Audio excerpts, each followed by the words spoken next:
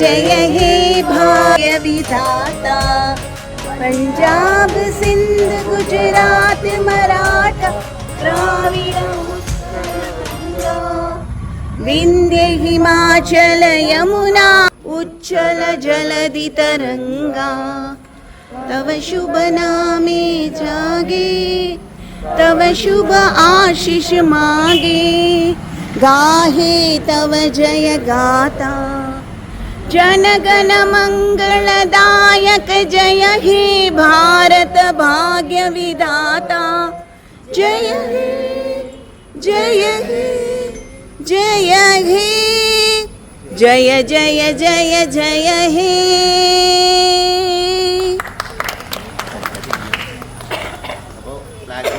രണ്ട് വാക്ക് പറയണ്ടേ? അപ്പോൾ ആദ്യമായിട്ട് എല്ലാവർക്കും നമ്മുടെ 79ാമത്തെ സ്വാതന്ത്ര്യ ദിന ആശംസകൾ. 1947 ആഗസ്റ്റ് 15-ാം തീയതി സ്വാതന്ത്ര്യം കിട്ടിയിട്ട് 78 വർഷം കഴിഞ്ഞ് 79ാമത്തെ കാലഘട്ടത്തിലാണ്. അപ്പോൾ ഈ സമയത്ത് 2-3 കാര്യങ്ങളാണ് എനിക്ക് പറയാനുള്ളത്. ഒന്ന്, നമ്മുടെ സ്വാതന്ത്ര്യ സമരത്തിൻ്റെ ചരിത്രം ഞങ്ങൾ പഠിക്കുമ്പോൾ തന്നെ അതൊരു ഹിസ്റ്ററി വിഭാഗത്തിലേക്ക് പോയി കഴിഞ്ഞു.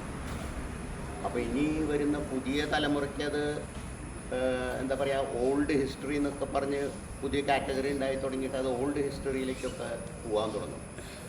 പക്ഷേ നമ്മളെപ്പോലെയുള്ള ഒരു രാജ്യത്ത്, അതായത് ഇത്രയും ഡൈവേഴ്സ് ആയിരുന്ന ഒരു രാജ്യം, അതായത് നമ്മുടെ രാജ്യം വേണമെങ്കിൽ നമുക്ക് കുറച്ചൊക്കെ ആഫ്രിക്കയിൽ കമ്പയർ ചെയ്യാം. അപ്പോൾ നിങ്ങൾക്ക് ഇന്ന് നോക്കിയാൽ അറിയാം ആഫ്രിക്കയിൽ എന്താണ് നടക്കണമെന്ന് നോക്കിയാൽ അറിയാം. അതേസമയം നമ്മുടെ ഈ ഡൈവേഴ്സിറ്റി എല്ലാ കാര്യങ്ങളിലും നമുക്ക് ഡൈവേഴ്സിറ്റി, പ്രകൃതി ആയിക്കോട്ടെ, മതവിഭാഗങ്ങളായിക്കോട്ടെ, ഭാഷകളായിക്കോട്ടെ, അങ്ങനെ പല കാര്യങ്ങളിലും ഇത്ര ഒരു ഡൈവേഴ്സിറ്റി ഉള്ള ഒരു കൺട്രിയിൽ ഒരുമിച്ച് പിടിച്ചു നിർത്തി ഇത്രയും കാലം നമ്മൾ ഇങ്ങനെ ഒരു പുരോഗമനത്തിൻ്റെ പാതയിലൂടെ പോയിക്കൊണ്ടിരിക്കുക. അപ്പോൾ ഈ സ്വാതന്ത്ര്യം കിട്ടിയിട്ട് ആ സ്വാതന്ത്ര്യത്തിനെ നമ്മൾ നന്നായിട്ട് ഉപയോഗിച്ചു എന്നുള്ളതിൻ്റെ ഒരു ലക്ഷണമാണത്. അതിങ്ങനെ പോയി വരുന്നത്. ഇനിയുള്ള കാലവും അങ്ങനെ തന്നെ പുരോഗമിക്കും. ഇപ്പോൾ എക്കണോമിക് പവറായിട്ട് നമ്മുടെ കൺട്രി വികസിച്ചു കൊണ്ടിരിക്കുകയാണ്. 6% കൂടുതലാണ് GDP ഗ്രോത്ത് നമ്മൾ കാണിച്ചിട്ടുണ്ട്. പിന്നെ ഒരു നല്ല കാര്യം ഇപ്പോൾ നമ്മൾ കാണുന്നത്, നമ്മുടെ ഇന്ത്യയിൽ പഴയ മാതിരിയല്ല, പല പുതിയ ഇൻഡസ്ട്രീസൊക്കെ ഡെവലപ്പായിട്ട് വന്നിട്ടുണ്ട്. ഒരു ഇമ്പോർട്ടൻ്റ് ആയിട്ടുള്ള കാര്യം ഞാനിപ്പോൾ ഈയിടെ വായിച്ചത് ഡിഫൻസ് പണ്ടെന്നൊക്കെ പറഞ്ഞു കഴിഞ്ഞാൽ നമ്മൾ റഷ്യ, അമേരിക്ക അവരെ ഡിപ്പെൻഡ് ചെയ്തുകൊണ്ട് അവരുടെ നിന്ന് വാങ്ങിക്കലൊക്കെയാണ് പരിപാടി. ഇപ്പോൾ നമ്മൾ ഒരു 21,000 crore rupees എക്സ്പോർട്സ് നമ്മൾ ഡിഫൻസിൽ ചെയ്തിട്ടുണ്ട്. പിന്നെ ഒരു പുതിയ മേഖല നമ്മൾ ഡെവലപ്പ് ചെയ്തിട്ടുള്ള സ്പേസിൽ നമ്മൾ സാറ്റലൈറ്റ് ലോഞ്ചിങ്. പണ്ടൊക്കെ നമ്മൾക്ക് സാറ്റലൈറ്റ്സ് ലോഞ്ചിങ് നമ്മൾ ചെയ്യാന്നുള്ളത് വിചാരിക്കാൻ പോലും പറ്റാത്ത കാര്യമാണ്. നമ്മൾ റഷ്യനെ ഡിപ്പെൻഡ് ചെയ്യും, അല്ലെങ്കിൽ അമേരിക്കനെ ഡിപ്പെൻഡ് ചെയ്യും. ഇപ്പം എന്തായിരിക്കുന്നത്, ഒരു ലാസ്റ്റ് 10 വർഷത്തിനകം നമ്മൾ 400 സാറ്റലൈറ്റ്സ്, നമ്മുടെയല്ല 400 സാറ്റലൈറ്റ്സ് വേറെ കൺട്രീസിന് വേണ്ടി നമ്മൾ വിക്ഷേപിച്ചിട്ടുണ്ട്. അപ്പോൾ നമ്മൾ ആ ലെവലിലേക്ക് നമ്മുടെ പുരോഗതി മുന്നാക്കം പോയിട്ടുണ്ട്. അപ്പോൾ നമ്മളത് അങ്ങനെ തന്നെ മുന്നോട്ട് കൊണ്ടുപോകണം. അപ്പോൾ എനിക്ക് പറയാനുള്ളത്, സ്വാതന്ത്ര്യം മാത്രം പോരാ, V also should become A powerful country, ഒരു സ്ട്രോങ് കൺട്രി ആയിട്ട് നമ്മൾ മാറണം. അപ്പോൾ അതിനുവേണ്ടി നമുക്കെല്ലാവർക്കും പ്രയത്നം സാധിക്കട്ടെ. പിന്നെ ഒരു യങ് തലമുറയോട്, അതായത് പുതിയ ജനറേഷൻ, ഇവർക്ക് ചിലപ്പോൾ നമ്മുടെ ഇപ്പോഴത്തെ ചാലഞ്ചസ്, അതിൻ്റെ ഇൻറ്റൻസിറ്റി ചിലപ്പോൾ ഇവർക്ക് അറിയുണ്ടാവില്ല.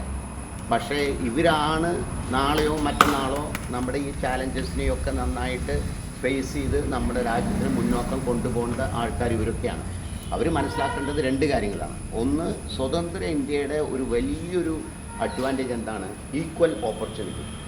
ആർക്കും എന്തു വേണമെങ്കിലും ആവാം. പ്രധാനമന്ത്രി ആവണമെങ്കിൽ പോലും ആർക്കും ആവാം. അതാണ് നമ്മുടെ കൺട്രിയുടെ ഒരു സ്ട്രെങ്ത്. അതാണ് ഡെമോക്രസിയുടെ ഇപ്പോഴത്തെ വലിയൊരു അഡ്വാൻറ്റേജ്. അപ്പോൾ നമ്മൾ പ്രയത്നിച്ചാൽ നമുക്ക് എന്തു വേണമെങ്കിലും ആവാം. പിന്നെ ലാസ്റ്റ് ഒരു കാര്യം കൂടി പറയാം. കുട്ടികൾ മനസ്സിലാക്കേണ്ടത്, നോളജ് ഈസ് പവർ. അറിവാണ് ശക്തി. അപ്പോൾ എത്രയും വായിക്കുക, അറിവുണ്ടാക്കുക, എന്തൊക്കെ ആർട്ടിഫിഷ്യൽ ഇൻ്റലിജൻസ് വന്നോട്ടെ, എന്തൊക്കെ വന്നാലും അറിവ്, നമ്മുടെ സ്വന്തം അറിവ്, നമ്മുടെ സ്വന്തം ബുദ്ധി, അതാണ് നമ്മളെ മുന്നോട്ട് നയിക്കുക. അതുകൊണ്ട് മാത്രമേ നിങ്ങൾക്കും രാഷ്ട്രത്തിന് എന്തെങ്കിലും കോൺട്രിബ്യൂഷൻ ചെയ്യാൻ പറ്റും. അപ്പോൾ ഇത്രയും പറഞ്ഞുകൊണ്ട് ഒരിക്കൽ കൂടി എല്ലാവർക്കും സ്വാതന്ത്ര്യദിന ആശംസകൾ. Thank you.